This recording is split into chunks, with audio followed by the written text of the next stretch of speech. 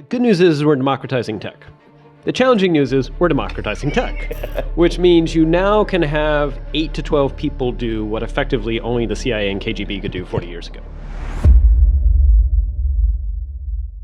Talk to me about even some of the technological capabilities to understand, hey, what's, and maybe it's precision and accuracy, vice truth, right? Yep.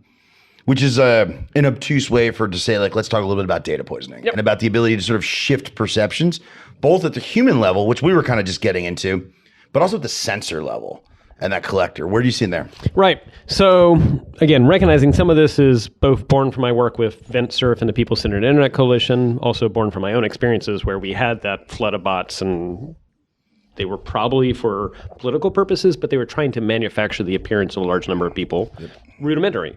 And now we know that, again, people can do this coordinated and authentic behavior, I think is the current term of art. So I may have met with in fact, I did meet with a government in Europe, I won't name the specific one, about 2 months ago. They're getting ready for, by 2030, it's going to be near impossible to distinguish between authentic and inauthentic actions in the public space. Now, that may sound depressing, but then you think about it, businesses had to deal with this forever. The one caveat in business, if there is anything, is buyer beware.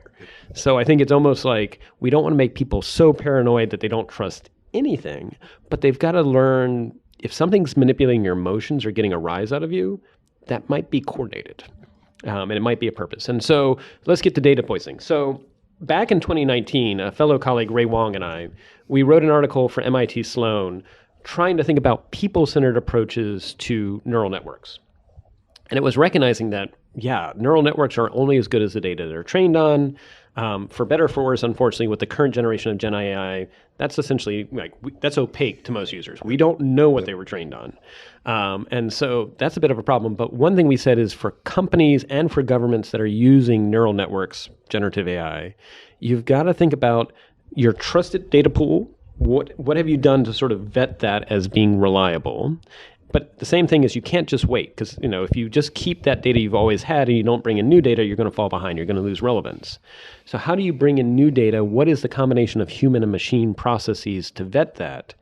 And what we recommended is a third data pool, which was intentionally the naysayer pool, the examples of bad data. And again, data poisoning, it doesn't have to be necessarily intentional. It could just be you are bringing in data from less than reliable sources or non-representative sources. We know, this is what some people talk about, how it's not representative of certain parts of the population. There was a company, I won't name the name, that was doing insurance using machine learning, but they weren't representative of the entire society. And so actually the outcomes they were doing for certain parts of society were actually worse because it was bad data. And so I almost think just like how we have for companies, you have to talk about your financial balance sheets and CPAs. What is the equivalent of a data CPA, someone that's a certified data professional 100%. That actually governs and says, just like your money flows have been audited, how have you taken a look to make sure your data flows are representative and are actually accurate? That's an interesting concept. As you think about, data flow, sort of authenticity or the right sort of representation, so you're not getting some weird either environmental or some drift of the model and whatever it's inferring or failing to.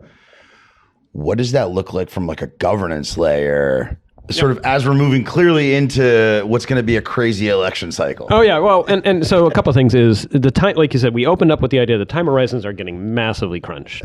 I've heard one statistic, this is a statistic, that it used to be the time between government making a decision with policy and executive orders and it having an impact used to be between 5 to 15 years. And now we're dealing with 3 to 18 months, which is incredibly challenging. And you just imagine, what does that mean for national security when your time horizon is now that small? And how many time horizons do you have to think ahead? And so a couple things is we're going to have to learn by doing. And that's scary for a lot of people because you're going to make missteps. And so one of the things I say is part of this gets back to the communication strategy. You have to say, look, we don't have all the answers. We invite people to point out things and even be naysayers because we'll be better as a result. But we ask for your patience because if we don't do anything, we fall behind. If we wait until we have a perfect solution, we fall behind. So we've got to learn by doing. And so you have to be proactive in that message. The second thing is you have to recognize generative AI is really good at dreaming. and it's really good at dreaming, which means there's nothing guarantees when you ask right now a large language model that what it's producing is fact or fiction. It may say it's fact, but it really doesn't know that. And in fact, if anything, if you say you're wrong, it may just flip on a dime and say, okay, you're absolutely right, I was wrong. So what we really need is a balance of, just like how there's the creative part of our brains, we need the fact-checking part of our brains to then pull a sensor that's an Internet of Things device. Maybe it's a signature in cyberspace. Maybe it's a database that has been vetted by people. And what I almost see in the future is we're almost going to have this two-brained approach to AI. The dreaming part that maybe dreams 10,000 dreams, and then the part that goes out and says, what does the world actually say based on either economic data or observations from air and space or things like that, and then down selects from those 10,000 dreams to maybe only 20 dreams that best match reality. They start becoming like inputs to an ensemble or exactly, yeah. And does this sort of cycle. Yeah. And so, but right now, I think people need to recognize that, and actually there is a hard concept for government to understand. 100%. Well, not just government. I mean, like at an individual level, you just did a little brain splitting there, but you take that up and you're like, all right, cool. What, 5 years ago, I watched Congress struggle to understand how Facebook and YouTube worked, and their internet. It's a series of tubes. I heard. Yeah, series of tubes, right? So how do you get paid? That they don't pay you, and now you're like, oh, great. This is how we're gonna go. What do you say to a government that is responsible for an increasingly, to your point, rapidly cyclical tech-enabled society governed by great folks? This isn't a jab at any sort of party or anything, but like, fundamentally don't understand a lot of the technology. Does that just put more pressure on the staff? On the staff, but it also, I mean, again, recognize the best thing about open societies like ours that do have elected leaders is those elected leaders are a result of our votes. And I think most of the public is not asking for them to have knowledge in this space. Fair.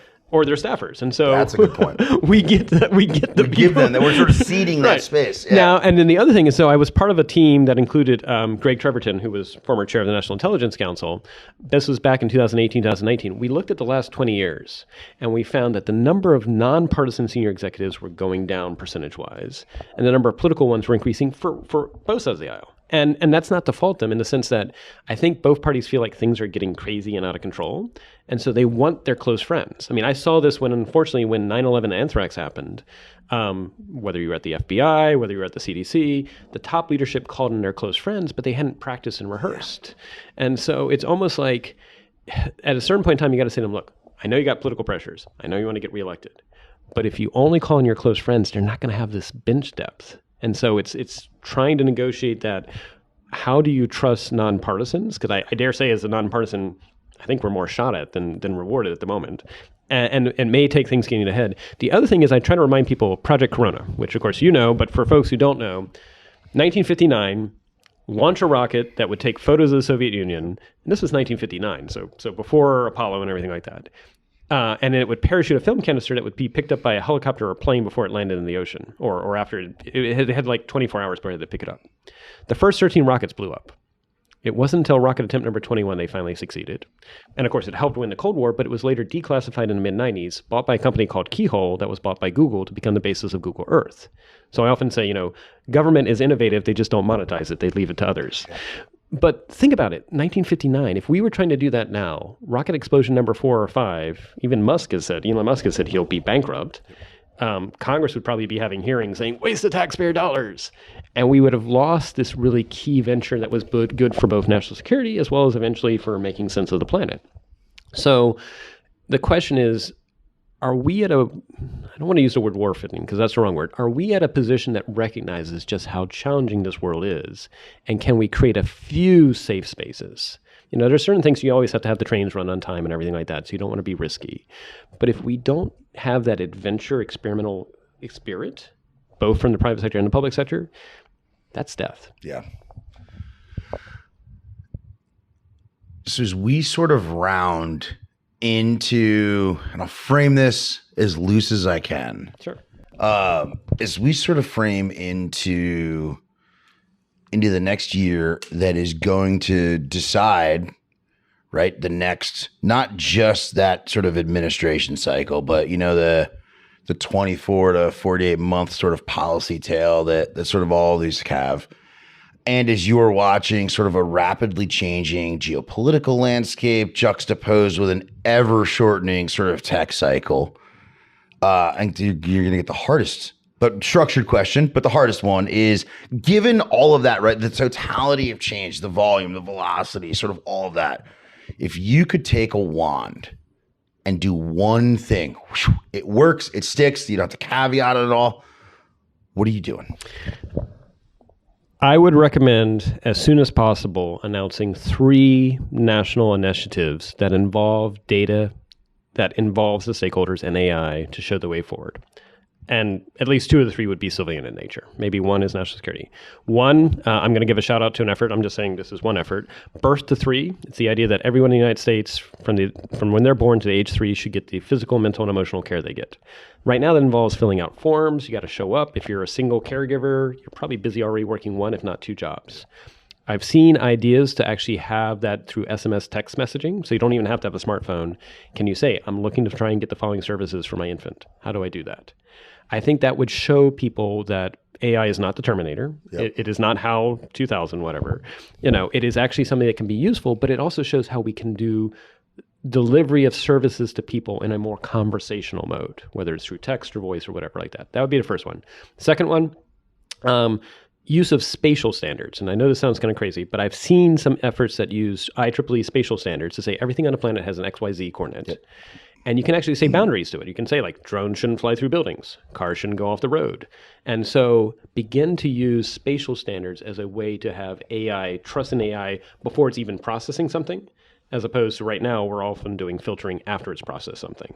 That would be interesting. And then the third one for national security, I actually think we need to be aware of how warfighters and their families, again, in an open society, are vulnerable to being targeted to disinformation, to despair. What happens if they identify that a service member's son is online and they can start to deliver information to create them to be frustrated or something like that, or they create a situation where there's anger and contention in the family? How does it impact our readiness? And so what is an open society's response where we still want to have freedom of speech and freedom of action, but at the same time recognize that our very data exhaust could be weaponized? Start with the warfighter and then expand that to others.